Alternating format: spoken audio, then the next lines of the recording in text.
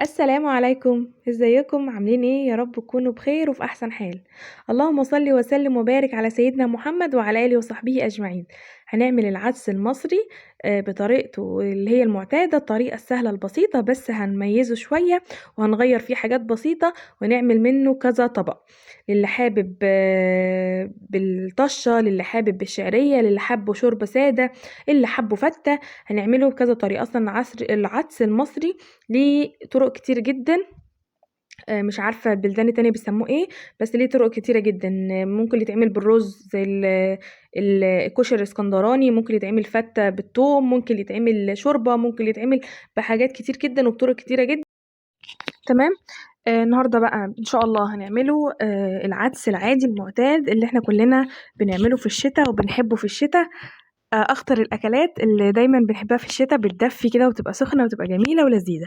اول حاجه انا نقعت نص كيلو من العدس في ميه مغليه، ميه مغليه، عشان لما اجي احطه على النار يبقى على طول على طول. وقطعت الجزر تقطيع صغير زي ما انت شايفه كده. عندي في مدار جزرتين متوسطتين وبصلايه كده كبيره. حاولت اقطع كل الخضار صغير، يعني مش كبير قوي، علشان انا كنت ناقعه العدس اوريدي، فمش هياخد غلوتين وهيستوي. تمام. طماطمتين وبصلايه، جزرتين، نص راس توم كده مقشراها حلوه. تمام. بس دي الخضار اللي هتتحط على العدس. انا ما بحبش الصراحه احط بطاطس. في ناس بتحط بطاطس، بترجح ان هي تحط بطاطس، بس النشا اللي موجود في العدس كفايه جدا وكويس. انا نقعته وشطفته وخلاص كده وصفيته وبقى تمام جدا. حطيت ميه عادي مش مغليه، وهنزل بالعدس اول حاجه. بعد كده يا ست الكل هحط بقى الخضار. هحط البصلايه والطماطمايه اللي انا شقاها كده 4/4، والجزرتين اللي انا مقطعاهم حلقات رفيعه، مش كبيره، علشان تستوي بسرعه. والثوم هنزله برضو كله، هحطه مع بعض في نفس الوقت. بس هغطيه، مش هحط دلوقتي اي بهارات الا لما يدخل على السوا. انا بحب اعمل كده في اي نوع بقوليات. لو خدتوا بالكم برضو في البصار عملت نفس الموضوع. تمام.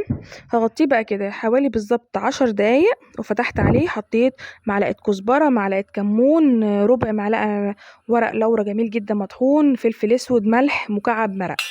ده كده البهارات اللي هتتحط عليه. بصي بدأ يغلي، هنزل بقى بالبهارات دي. تمام.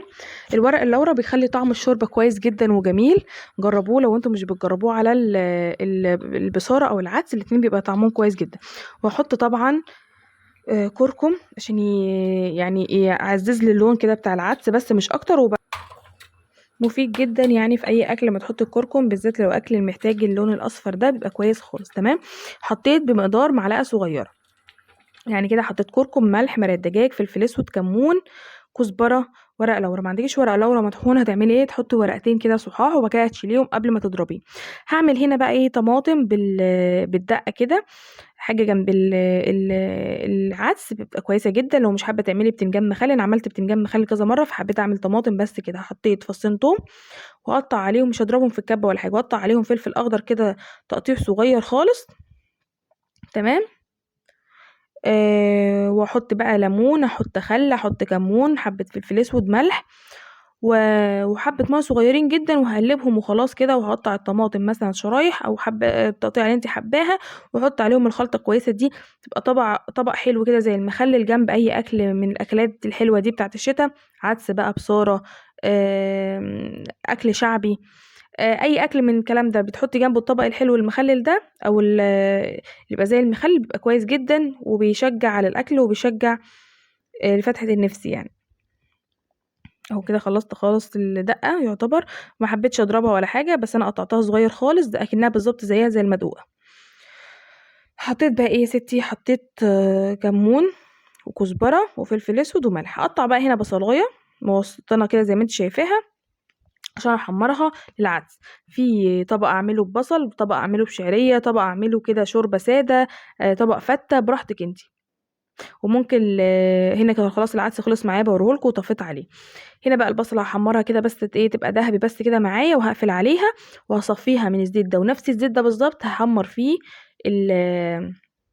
الشعريه، عشان يبقى ايه الزيت اللي واخد من طعم البصل ده هحطه على العدس، يبقى طعمه كويس جدا. انا مش حابه احط البصل صحيح في قلب العدس، انا حابه احط كده طبق للي عايز بالبصل ياخد، اللي عايز بالشعريه ياخد. يعني حبيت انوع من صنف لواحد.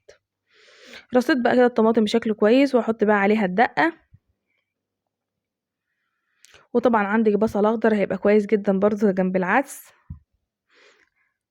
بس كده خلاص البصل خد اللون اللي انا عايزاه ده وصفيته. هحمر بقى في نفس الزيت اللي واخد طعم البصل، هحمر فيه الشعرية.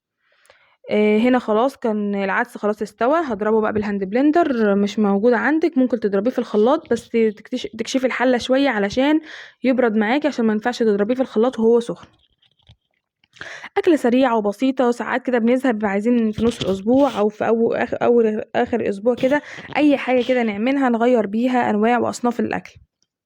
طبعا العدس بنعمله في الشتا كتير عشان بيبقى سخن كده ودافي، بيدفي والصراحة طعمه بيبقى مختلف خالص عما بيكون في الصيف، سبحان الله، مع انه هو بس في الشتا بيكون محبوب اكتر وبنكون مستنينه اكتر.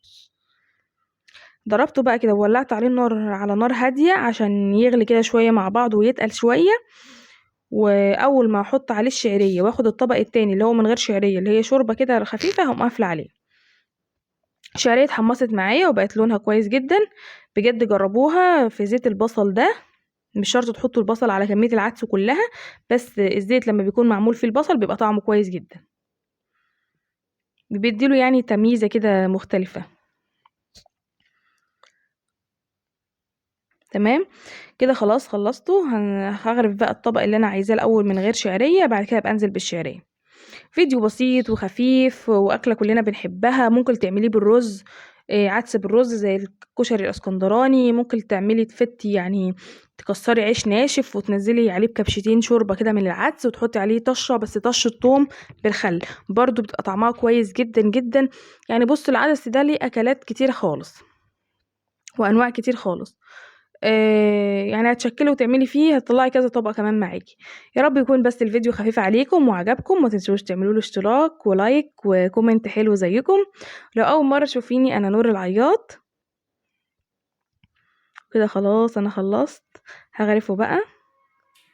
كنت محمصه عيش بقى في الفرن مسحاه كده زي ما وريتلكم قبل كده، مسحاه بالزيت وقصقصته وبعد كده حطيته وتحمص. طبق الطماطم خلص وحطيت معاه جزر حطيت معاه بصل اخضر، وحطيت العدس اللي رشيت عليه البصل، حطيت الشوربه العاديه اللي من غير اي حاجه. كنت خلصت 3 اطباق من صنف واحد بس. ويا رب يكون الفيديو خفيف عليكم. ما تنسوش اللايك والاشتراك، والسلام عليكم ورحمه الله وبركاته.